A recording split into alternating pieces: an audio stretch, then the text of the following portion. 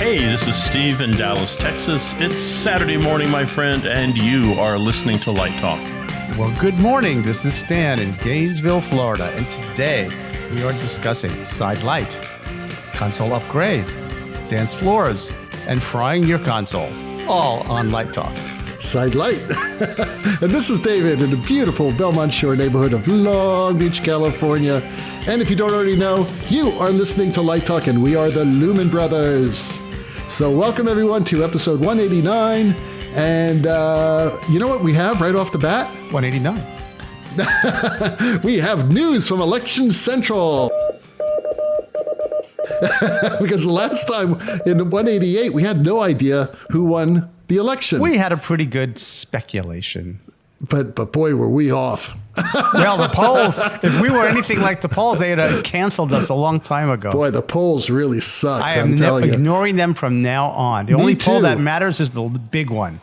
I don't know if the polls were off. 88% chance of a Biden win. Okay, I guess that's... If you go back and look at it, the kind of contested states, if you take your Democratic sunglasses off, it was showing Biden was up by maybe a point or a point and a half, which is in the margin of error. Everybody's they had 3 points up in Arizona. I don't know. And they had 8 points in Pennsylvania. Yeah, it was 8 to 10 in Pennsylvania, and even further in Wisconsin and Michigan. So, I mean, Pennsylvania was the closest, as according to polls. Depends on who you're looking at, too. But the polls. No, but I did a poll. I did, 538. The average polls, polls. But anyway, so here we are, and we're taping this on a Tuesday, and guess what? We do know who won the election. Well, it depends on who you ask. Well, that's true. Everybody has their own opinions, but congratulations to Joe Biden and Kamala Harris and their families. And I must tell you, it was thrilling to watch those post-election speeches, because that last shot of them with those beautiful kids on stage, that little girl holding the American flag, brought tears to my eyes. Can I make a shout out to one of our Light Talk listeners?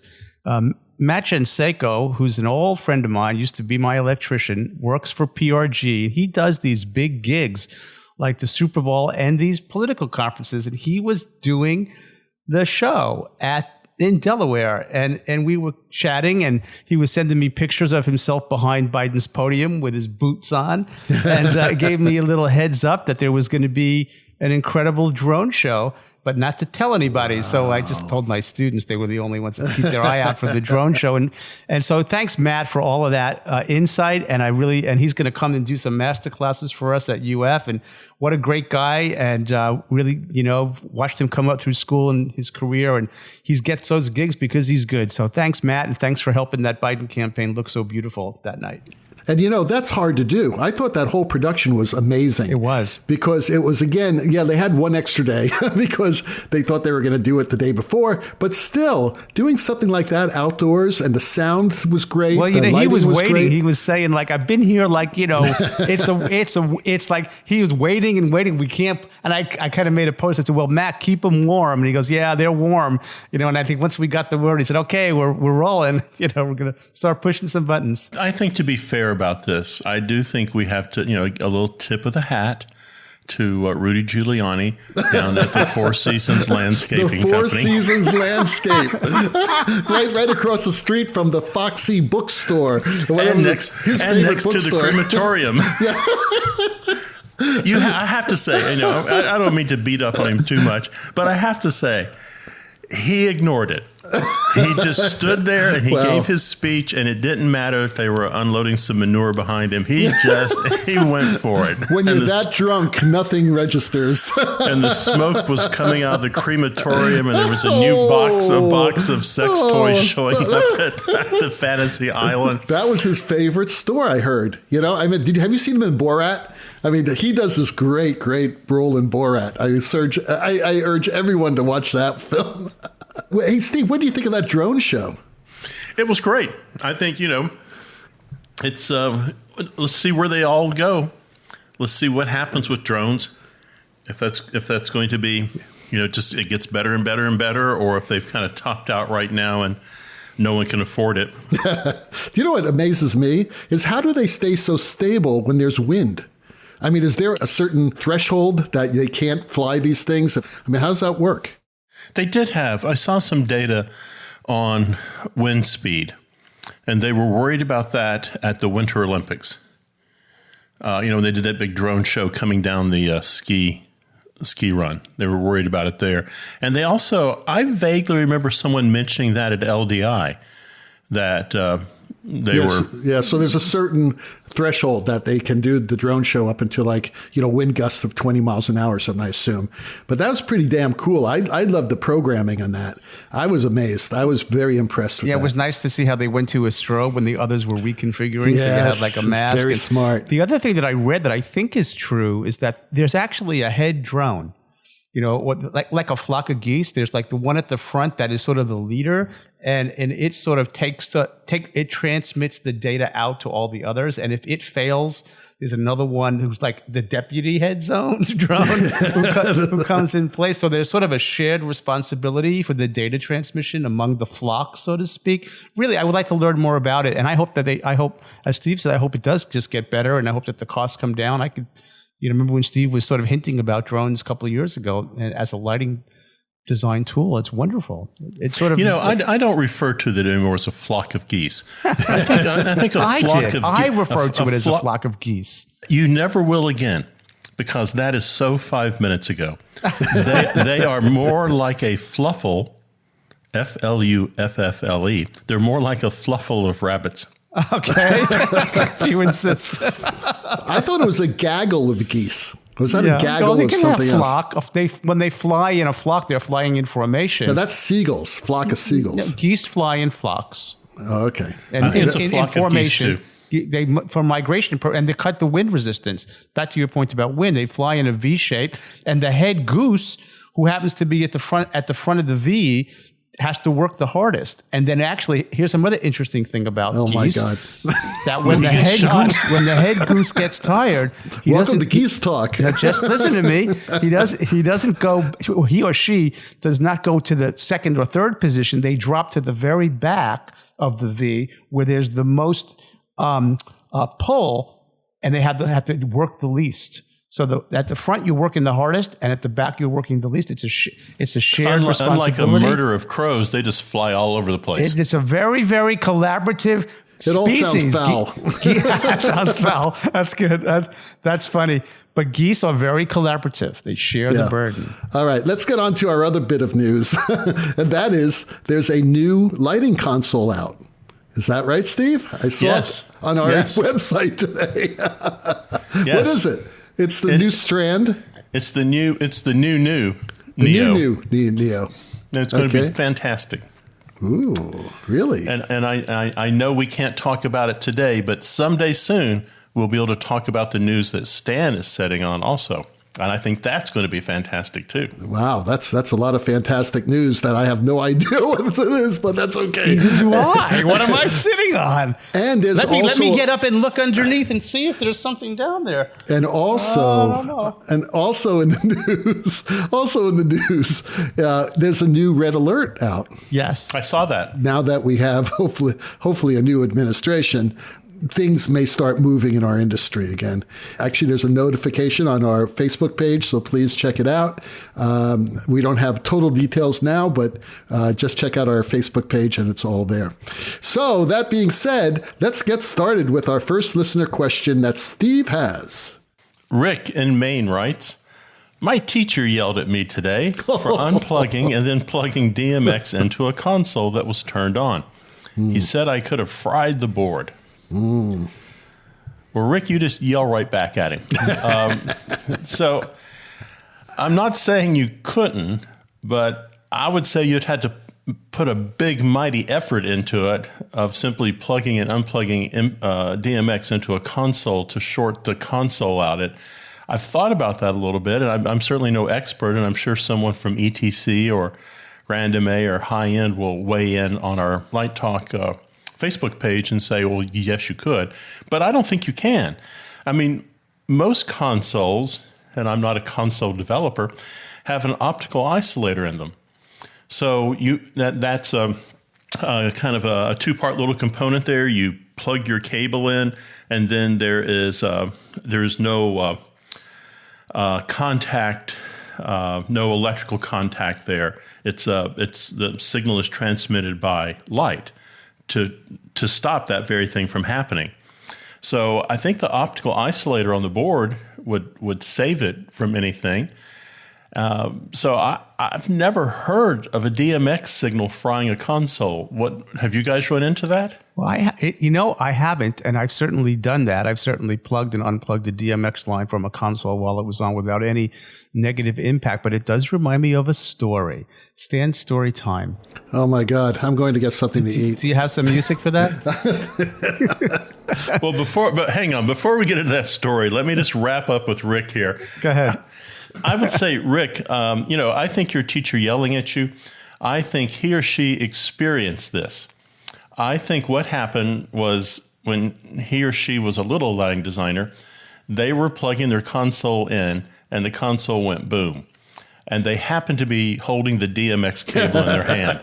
So I think probably something happened, but I think it had nothing to do with the DMX cable. And now your teacher has been scarred for life. Exactly. He dumped the Coca-Cola on it. That's what happened. He's been blaming himself for frying an ion somewhere. He maybe had a Pepsi syndrome. That's right, the Pepsi syndrome. But let me tell a little story. So this is pre-DMX. And you guys will remember that we used to send signal to the dimmers with 0 to 10 volt or other protocols. And in the theater that I was the lighting director in, we had 64 strand dimmers, and we had, I think, 6 non-dims. And the non-dims had switches, on stage, right, to turn the work lights on and off and so on. Well, inside the big rack downstairs in the dim room for the non-dims, there were these, they were mercury relay switches. It was like a round object, and it had contacts at either end, and it used mercury. And by changing the direction of the current, the mercury would actually make a contact or not make a contact, and that's how the non-dims worked. And you heard them go like a contact closure, and you hear this thunk, right? Well, one day we're just all standing on stage doing nothing, and we hear this boom, right? Explosion. Right? And all the lights go off. And we're like, what the heck happened? Now, interestingly, all of the low voltage lines, which would have been in those days, pre-DMX, how the control signal was sent, were in the same cabinet with these relays. And when the relay exploded, the liquid mercury and sparks basically fried the insulation on the cable harnesses. And what happened is the board did get fried through line voltage coming up through the low voltage lines into the console. How odd was that? And it did fry the console, and we had to take it out to New Jersey to Joel Rubin and those guys out there at Strand in New Jersey, and they replaced the motherboard because it did take line voltage up the control line. So maybe the lesson is, if somehow you had line voltage got on your DMX line, that would be a way in which you could fry your board. And you know something? That is the perfect segue into our next question, Stan. Okay. Which is Alex, who happens to be in Texas, and he writes, when... Or she. She could be a she. Should be Alexandra. Let me re-say. And our next question comes from Alex, gender unknown, in Texas, who writes, when should I replace my lighting console? Now, I have like a funny answer and then maybe a more serious one. Well, I would say when you have the money might be one thing, but really an assessment of, do you need it, right? So I think the first question is, do you need it or do you want it? So sometimes you get what you need, sometimes you get what you want. So if it's serving the purpose, even if it's old and you're familiar with it and it does what you need it to do, stick with it. Now, on another point, if you can't get parts for it, that might be another consideration if it's out of service, right? Now, I did discover recently, which I didn't know, I'm sure Steve does, there's a company in Texas called Light Parts. That's a real resource. Lightparts.com. They got everything. And so that's something you want to check on. So can you keep it running, right? Or are you now doing things with new technologies, LEDs? Are your aesthetics changing, where there are things you want to do that your console can no longer do, then it might be time to look for that. So that's sort of how I'm thinking about it. And a third point might be, if your theater is in a place where you're a little insecure, I don't know how you feel about things, but if you're insecure that your light board could crap out, or it has crapped out and impacted your running of your show or something, well, if it still works and you can keep it working and you want to have a backup, then that might be another reason, is to have two consoles so you have a backup. We're doing that in a facility right now where they have a console that they're happy with. And we said, well, do you want a new console? And they said, actually, yes, because we're going to be moving to more moving lights, more LEDs, and this console is a little cumbersome. But they said, fine, we'll do that. We'll spec you a new console, but we'll stay with the same. You might stay with a similar manufacturer so that your old console becomes your backup in the event that something goes on. So those are sort of my general thoughts on when you should. But that if you're going to buy a new console, a backup console, you got to make sure it's compatible with the one that you have. Absolutely. So yeah, that's the important thing. Absolutely. Light boards are not cell phones. They don't have planned obsolescence. That's true. And sort of backing up what Stan was saying, if it works for you, then use it and, keep using it. You don't need the latest and greatest if you're doing very simple shows. Not even very simple shows, even moderate shows. Mm-hmm. It's like, do you need an Ion or do you need an EOS? Steve won't let you have a Nomad, though. I agree with Steve on this one. I mean, all you got to do is go back and look at Broadway shows, and they do not want to change consoles. Right. They do not want to take a VL2 down and put a VL3 up. I mean, every time you start messing with your show, that's a danger. Yeah. And also, do you have time, for them, do you have time to flip the show? So David's absolutely right. If it's working for you, then why change it? That's what I said. It's like a car. I mean, if you have a car that runs really well and it's ran for like 30 years, why change it if you don't need it? Unless you want to go to electric, and that's a whole other story. I usually keep cars for a long time. I keep cars for 10, 20 years. Yeah, and I'm going to keep my car for at least 10 years. And that's just the way it is. Remember Ross Perot? Of course. Ross Perot was a guy, who's a billionaire, I guess he was. Or Electronic Data Systems, EDS. Yes, right, EDS. And he ran for president at one time. I voted for him, actually, believe it or not. And I was living in Dallas at the time when he was running for president, and I saw him at Dickey's Barbecue. And, and he wasn't there he was there alone. He was just eating lunch, right? It wasn't when he was actually running for president. It was the year he was running. It was before he was running. So he had no Secret Service stuff. He just went to Dickey's. And I watched, and he went outside and got in his car. And you know what he was driving? A Pinto. No, a 1975 Ford Fairlane. Sure, beautiful car, beautiful car. But it was like 20 years old. But it was classic, I bet. Not at the time. Not at the time. Not at the time. It was a piece of crap at the time, okay? Oh, come on. No, it was, but it ran. And so I'm thinking, wow, maybe that wasn't Ross Perot. And a few months later, I'm listening to I'm reading a Forbes article, and they're interviewing Ross Perot, and they said, what's your secret to being a multimillionaire? And you know what he said? Never buy a new car. He says, hold on to your car. He goes, I never bought a new car in my life. Because cars are liabilities. They're liabilities. Yeah, they're not investments. They don't appreciate in value. Unless you're lucky like me, I have one that is appreciating in value. So apply that same philosophy to your lighting board. If it works and it runs and you can get it repaired, like Stan said, then hang on to it. So there you go. I want to throw in here, since we've had Alex and her replacing the light console, and we've had Rick, who's talking about DMX. I have a puzzler. I haven't had one of those in a long time. I want to toss a puzzler in there. I want to throw the gauntlet down. Why are dimmer racks? Why are they 48 and 96? Why don't we have 100 in a dimmer rack? Why is 96? I do know why. Well, don't give it away. You don't get to compete. You don't get to compete. You've been disqualified, Stan. Okay. Sorry. Just a listener thing. Okay, that's a good question. A good puzzler. We'll have the answer next week for you. Why are the configurations in 24, 48, 96? Yeah. That's it. So whoever wins gets a what? Should we give him a free ticket to the Faroe Islands? Stan sends him his Ross Perot t-shirt. The Ross Perot t-shirt. I might have a Ross Perot button somewhere. That would I'm going to be honest. I voted for Ross Perot. Did you? Yeah, I voted for. I liked him. I liked the idea that he went to Dickies and he was driving a Ford Fairlaine. He was a down to earth guy. My favorite though was his running mate. Remember him? That was a problem. That was the early Sarah Palin choice, right? Well, why am I here? Why am I here? Who am I? Why am I here? That was my favorite opening line to a debate ever. So Jade in North Carolina writes, "When should I use Sidelight?" Always. Stan gave you my answer. I'm done. All the I'm time. finished. All the time. Why not? Why wouldn't you use Sidelight? What does Sidelight do? Because your brain loves it. Oh, that's right. You talked about this on the show like 3 years ago. There's a very biological reason why. Well, you probably can't use Sidelight when the director says, I need some more backlight. Right. Well, if your scenic designer blocks your wings, you may have some difficulty. Well, mirrors. Right? But David has those wonderful opera ladders that can fly up and down, which I love. Oh, yeah, that's true.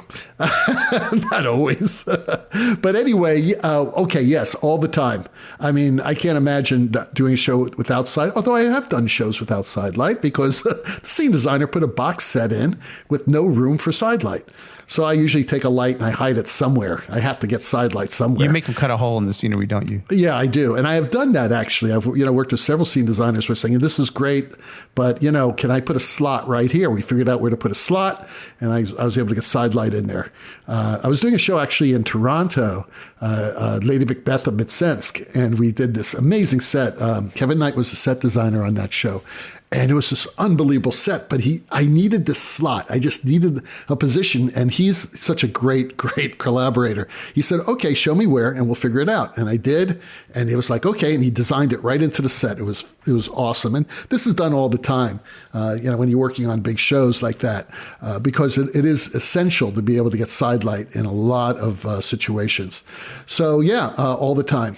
Low, high Sidelight, medium Sidelight, top of the boom Sidelight, head highs, shin kickers, stuff from out in front, put them on the ground, pitch shins, things like that. The more, the better. Any way you can get it. Isn't that a song? Any way you want it, that's the way you need it. That one. Who's that? It's a Journey song. Okay, so you are listening to Light Talking Guys, and today Light Talk is sponsored by. From south of the border, it's Bad Hombre Stage Productions. The warning signs of cable is silent, but it can be very serious. Here are a few clues that your theater may have major electrical problems and what you can do. Do you notice the foul odor of cable burn? Well, replace that faulty cable now with our newest product from Bad Hombre Stage Productions, L-Wire. The outer jacket of L-Wire is made from recycled porta potties, so you'll never notice the smell of burning odor again. Oh, jeez. What about overly warm cable? With L-Wire, you will never be bothered by the heat as each cable is embedded with asbestos. And I'm not talking that crap from the 1980s. I'm talking about the good stuff from cement factories and military industrial complex of the 1950s. And it's wrapped in muffler tape. And finally, the problem of breakers tripping every 5 minutes. With every spool of L-Wire, we will also toss in a half dozen never-trip breakers. L-Wire from Bad Hombre Stage Productions for theaters who don't wear masks or refuse to wash their hands. I like that. The never trip breakers, they probably never have a fire either. We don't need your stinking wires. And now, back to the Light Talkers. Well, the sound of those crazy ducks tells us that once again, it's time for another episode of Let's Talk About. And today's Let's Talk About subject happens to be, when do you tell a student that they are not going to succeed in graduate or undergraduate school? And what are the signs that they may have chosen the wrong profession? Well, the three of us have been teaching graduates and undergraduates for a long time. Don't mention how long. Very long time. And we have seen this. We have been a part of it. We recruit students. But you know something? Recruiting is not 100% successful, It's right? a box of chocolates. It's a box of chocolates. But You never know what you're going to get. And sometimes you're surprised, and sometimes pleasantly, and sometimes disappointed. And this does occur. But we're pretty good. I mean, you know, I'd say we're pretty good. But this profession is not for everyone. And sometimes it takes working in a somewhat pressurized situation of school to realize that. Now, again, this is one of the most difficult things we do. It may be the most difficult things we do, and that is when we put students on probation and we work with them and try to make it successful. But sometimes that's not even going to happen. Sometimes it does. I was put on probation. Did I ever tell you guys that? My first semester. That's how I was going to answer the question, because the question was when. And I think it's at the end of a probationary period, because sometimes the probationary period is all somebody needs. Right. They just need a bit of a warning to, like, you know, shape up, or else that's what I needed. Yeah, and right. I did, and I sometimes did you shape need up. it, and that's not a bad thing. That's part of the Right. that's part of the growing process. And many of my students have shaped up too. But I must say the probation thing is probably 50-50. I don't know about in your cases. I haven't collected statistics. Yeah, well, I haven't either, but I'm guessing. And I think that there are several things that you look for. One is keeping up with the work, the school work and the production work. Two is also how well that person fits in the community of the theater. And I've had some people who didn't have a lot of theater background, but they were fantastic artists, and I took a chance on them. And a lot of them succeeded, and some of them did not. And usually it's because being a theater person, it's a totally different environment. And you could be the greatest artist in the world, but if you're not part of that synergetic community and you can't open yourself up, and both for ideas and also for criticism, then you're going to have issues. And that has happened as well. But sometimes it's a lack of focus too. So I don't know. What do you guys think? December, you take your student in August, December, you kind of know right there whether that student has a future, I think. You don't have to necessarily cut them from the program at the end of 3 or 4 months. But I think the first semester gives you a lot of information about where that student's head is. And then, so for me, December. And then I give them a semester to kind of see what they're going to do. But in a perfect world, I cut people in the first year. Right. That's where you want to do it. That has to be done the first year. Yeah, it's hard if you're cutting someone in the second year, because that's almost cruel. They've put a lot of effort in, and also the universities have invested a lot of money in them. It's interesting. I look at students that I've had over the years, and some of the ones who succeed are just kind of inches ahead of the other people in the room. That doesn't mean the other people should be cut. That's a different topic. But usually success isn't measured in yards. They just come to class and they've done the one extra drawing. They've done just a little bit more research. They're just a little bit more prepared. Because they all basically kind of have the same undergraduate training, and they all kind of have the same resume. When you go to IRTA, it's rare that you see a student who isn't kind of like everybody else in the room. I get a good sense in that first semester how invested they are in the program. Now, there's other things you have to consider when you're looking at them very hard in that first semester. Sometimes it's their first time away from home. They may have gone to a local college, in their community. Also, they're going to a different city any way you cut it. So they're having to get used to Dallas. They're all of a sudden, and I mean this in all kindness, they're nobody.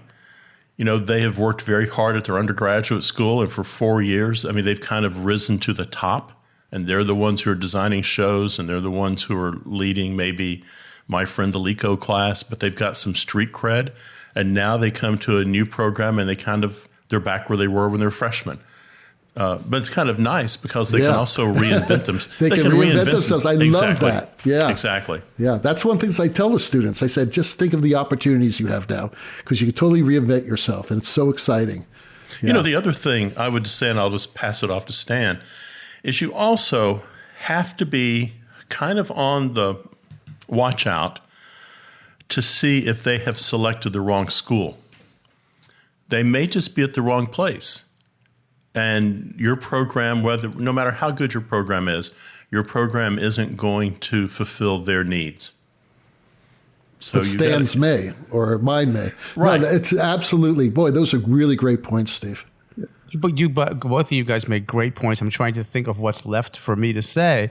You know, Steve's point about knowing in the first year is true. We have a saying around here that we kind of feel like the student in the first year, they either check in or they're checking out. And at some point, they're faced with a decision. Am I really going to be here or am I going to be halfway here? And I think they come, even if the student has been out in the profession for a while, they have an imagined idea of what grad school is. And then when they get here, it's like, oh, this is not exactly what I had it in my imagination. This is the reality of it. And maybe it doesn't match up. And then they have to make a decision about whether they're really here or whether they're not here. And I think I see that happen all the time. And the other thing that happens is in that first year, students come to school, why? To get better, right, at what they do, right? That's the goal, isn't it? And sometimes the malady, or let's say the disease that needs to be remedied or improved or healed is unknown. And we sort of play if you let me torture the metaphor, we sort of play the doctor in a way. It's like, here's where you can be better. And sometimes they hear it and they go, yep, that's my weakness. And that's what I really want to improve that. And if you've got that, back to Steve's point of taking the criticism and everything else, you're going to get better. But if you identify where the weakness is, whether it's a sociological thing, like David pointed out, whether it's an artistic thing, whether it's a motivation thing, whatever it might be, if they say, yeah, that's my thing, can you help me improve?